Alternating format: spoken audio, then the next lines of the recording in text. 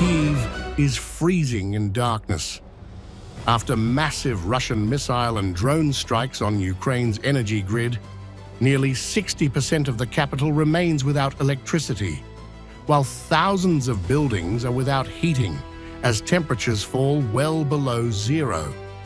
The attacks have hit critical infrastructure already weakened by nearly 4 years of war. President Volodymyr Zelensky says the situation in the capital remains severe, despite emergency repair efforts.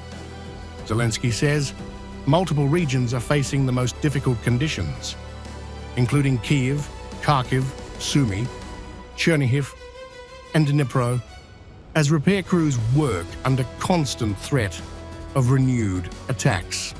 But the president is openly dissatisfied with the pace of recovery in the capital. As of this morning, about 4,000 buildings in Kyiv are still without heat, and nearly 60% of the capital is without electricity.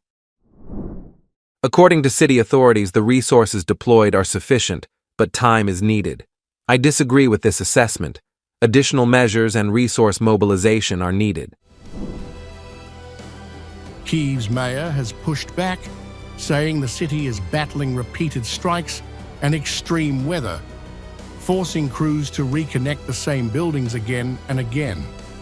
Klitschko says progress is being made, but warns residents that full restoration will take time as emergency outages continue across the city. Today night, the supply of heat carrier will begin to buildings that were left without heating twice, on January 9th and 20th, due to shelling and infrastructure damage. At the moment, there are 3,260 such buildings.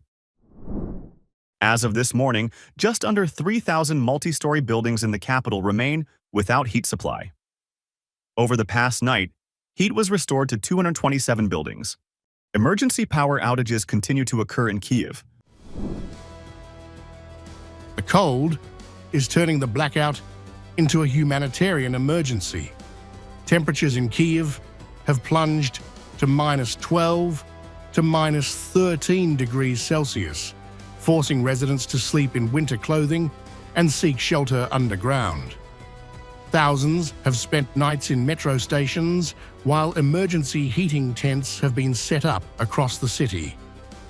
Schools remain closed, street lighting has been dimmed, and shops and restaurants have shut as the capital struggles to function in freezing darkness. Beyond Kyiv, the blackout crisis stretches across eastern and southern Ukraine, with hundreds of thousands without power in Kharkiv region and fresh damage reported in Odessa. Zelensky says defending Ukraine's skies now costs tens of millions of euros per night, as Russia intensifies winter strikes on power infrastructure. With freezing temperatures and no let-up in attacks, energy has become one of the war's most brutal front lines.